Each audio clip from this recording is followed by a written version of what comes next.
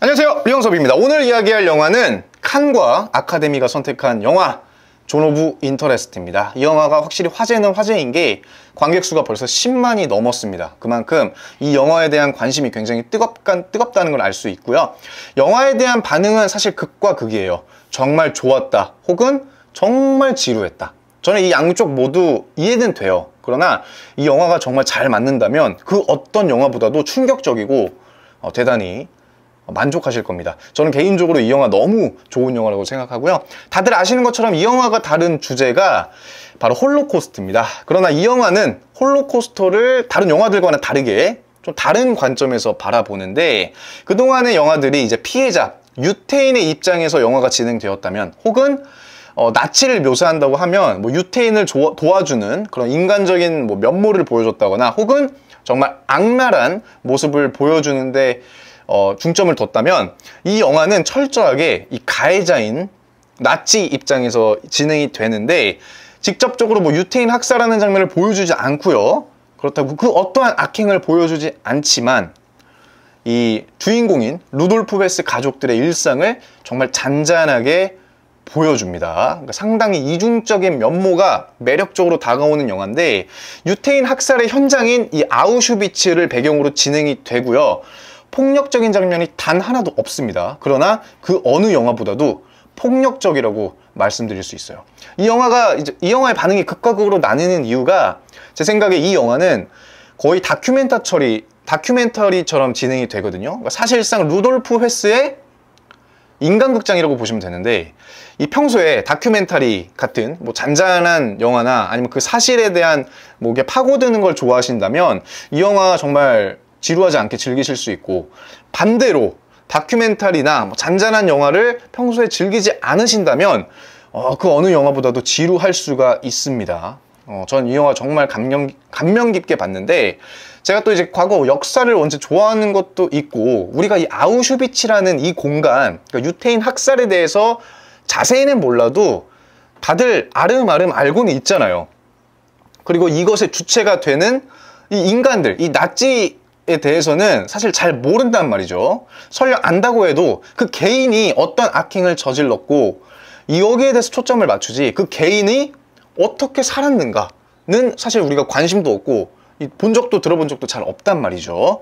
근데 이 영화의 내용을 사실 텍스트, 그러니까 원작이 원래 책을 기반으로 했기 때문에 텍스트로 읽어도 사실 굉장히 감명 깊었을 것 같아요. 근데 이거를 이제 영상으로 더 직관적으로 보여주니까 오히려 이제 더 와닿았고, 또 이제 영화지만 과장 없이 정말 있는 그대로 마치 그때 그 순간을 현실적으로 담아낸 게 아주 사람들의 집중력을, 그러니까 몰입감을 더 불러일으키는 것 같습니다. 저는 사실 영화를 보기 전에 이 주인공 루돌프 헤스라는 인물에 대해서 몰랐거든요. 근데 아주 나쁜 놈이더만. 그러니까 이 인물을 몰라도 충분히 빠질 수 있고요. 오히려 이 영화를 보고 나서 이 인물에 대해서 알고 싶은 마음이 더 간절하게 들 겁니다. 자, 어쨌든 이 영화는 내용도 내용이지만 사실 가장 핵심적인 게 사운드입니다. 이 사운드 하나 때문이라도 집에서가 아니라 극장에서 보셔야 되는데요. 음악이라고 이게 사실 근데 음향 효과가 대단한데, 음악이 좋다는 뜻이 절대 아니에요.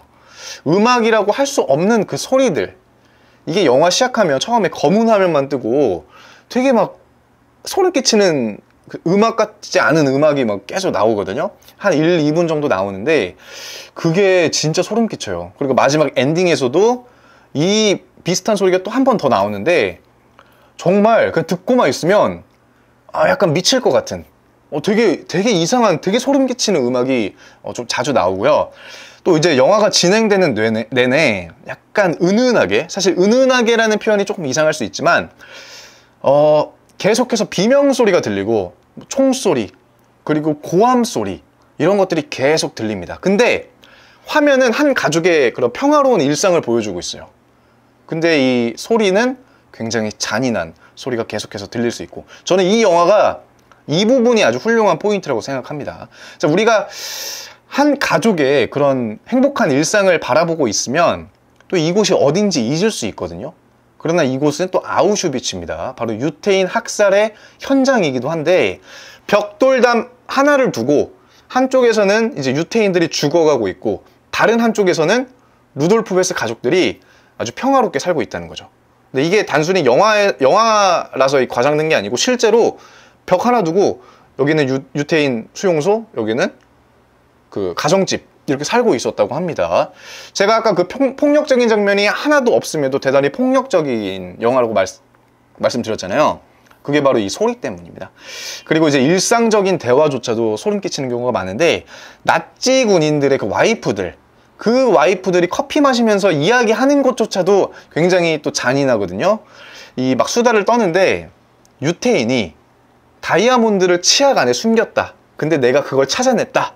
유태인들은 정말 뭐 똑똑하다. 뭐 이런 식으로 내용을 말을 해요. 근데 이게 그냥 얼핏 들으면 정말 그냥 뭐 평범한 얘기지만 사실 그 실상을 알고 보면 대단히 잔인한 거죠. 그리고 이제 양복을 입은 한 독일 사업가가 이 주인공 루돌프 헤스를 만나러 오는데 만나러 온 목적이 자신이 개발한 소각장으로 이 24시간 유태인을 죽일 수 있다. 이것을 홍보하기 위해서 온 거예요. 대단히 막 침을 튀겨가면서 열심히 홍보하거든요. 그리고 막 자부심도 갖고 있고 이런 것들이 직접적으로 그 학살하는 장면이 묘사되지 않지만 굉장히 잔인함을 느낄 수 있는 부분입니다. 마지막으로 와이프가 이제 화가 나서 소리를 지르는 장면이 있어요. 그러니까 자신의 집에서 유태인 여성에게 너는 내가 한마디면 바로 죽일 수 있다.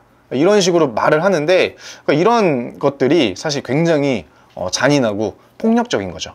자, 그러면 청각적으로는 이렇다면 시각적으로는 또 어떨까? 제가 인상 깊게 본 장면들이 몇몇 있는데 초반에 한 유태인 포로가 옷을 가득 담은 수레를 끌고 집으로 옵니다. 이제 그 옷을 집 안에 옮겨 놓고 그 주인공 와이프가 거기서 이제 모피 코트를 딱 꺼내서 자기 방에 가서 그 거울에서 막 입어본단 말이에요. 그리고 주머니 안에 손을 넣으니까 립스틱이 하나 나와요. 또 그 립스틱을 입에 발라. 근데 그 옷들이 어디서 왔을까? 그 옷들이 누구 거였을까? 영화가 직접적으로 보여주진 않지만 우리는 그 옷들이 누구 건지, 어디서 왔는지, 왜 왔는지는 알고 있어요. 그러니까 이런 것들이 보여주진 않지만 상상력으로 내가 상상하는 것 자체가 상당히 막 소름이 끼치고 집 안에서 이 소각장이 보여요. 근데 그 소각장이 밤낮 할 거 없이 계속해서 연기가 뿜어져 나옵니다. 근데 이 연기가 왜 나오는지 직접적으로 보여주지 않지만 우리는 이 연기가 왜 나는지 알고 있어요. 마지막으로 주인공 와이프의 친정 엄마가 이제 집에 놀러 오는데 와이프가 집 마당에 자신이 가꾼 정원을 막 보여주거든요. 신나서 막 보여줘요. 여기에 이제 열심히 가꿨다는 이 정원을 보여주면서 굉장히 또 자부심도 느끼고 있고 할머니가 이걸 보고 낙원이 따로 없다라는 말을 하는데 이 굉장히 아이러니하더라고요. 그리고 또 이 정원에서 파티도 해요. 근데 정원이 있는 그 담 너머로는 유태인 학살이 자행되고 있는 그 현장이란 말이에요. 그리고 아이러니하게도 그 반대쪽은 평화로운 분위기와 이 아늑함을 느낄 수 있는 공간이라는 거죠. 근데 이 사람이 정말 적응의 동물이라는 게 영화 내내 비명소리가 계속 들려요. 이게 실제 역사에서도 그곳에서 계속 유태인이 죽어가고 있으니까 누군가는 죽어가고 누군가는 죽여야 되는 거예요.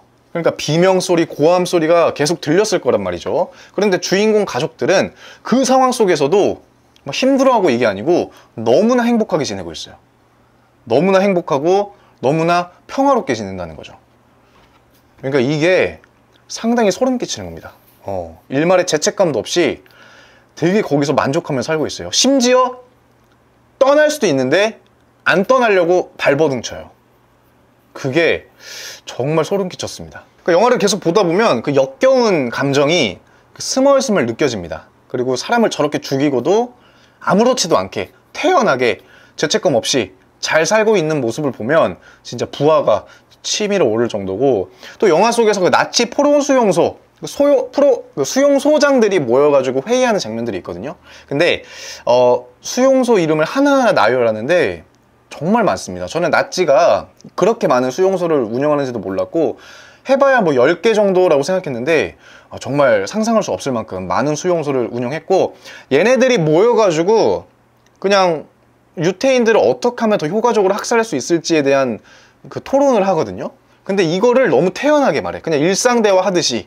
그리고 많이 죽일 수 있는 게 마치 되게 자랑스러운 일인 것처럼 말하는 장면이 또 아주 역겨운 포인트 중에 하나였고, 이 영화는 사실 보면 볼수록 할 말을 계속 잃게 되는 그런 영화고, 다 보고 나면 사실 굉장히 착잡한 마음만 듭니다.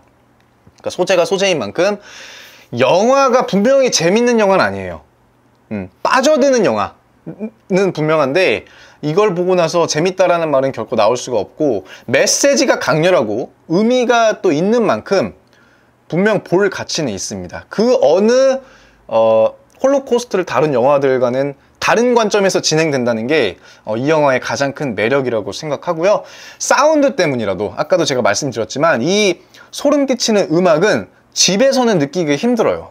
그 빵빵한 영화관 사운드에서 느껴야 비로소 완성이 되는 거라고 생각하고, 단순히 이 소름 끼친다는 게 그냥 음악이 소름 끼칠 수 있지만 마치 내가 아우슈비츠 현장에 있는 듯한 그런 기분을 들게 하는 소리거든요. 그러니까 영화관에서 꼭 보시는 게 좋을 거라고 생각하고요. 마지막으로 영화를 보러 가기 전에 이 아우슈비츠에 대해서 뭐 자세히 공부할 필요까지는 없다고 생각해요. 그리고 이 주인공 루돌프 헤스에 대해서도 공부할 필요가 없다. 이거를 몰라도 충분히 의미가 있는 영화고, 물론 알아도 굉장히 또 의미가 있는 영화지만 모르고 봐도 의미가 있고, 아마 영화를 다 보고 나시면 아우슈비츠나 그 나치의 유태인 학살, 그리고 루돌프 헤스가 어떤 놈이었는지 본인이 궁금해서 찾아보게 될 겁니다. 그만큼 이 영화가 주는 메시지, 몰입감, 대단히 뭐 하나하나 다 빼놓을 수 없이 의미가 있는 거라고 생각하고, 존 오브 인터레스트 이 영화 꼭 보시고 나치가 어떤 만행을 저질렀는지 다시 한번 되새기는 시간 되셨으면 좋겠습니다. 어쨌든 꼭 보시길 바라겠고요. 다음 영화로 또 찾아뵙겠습니다. 감사합니다.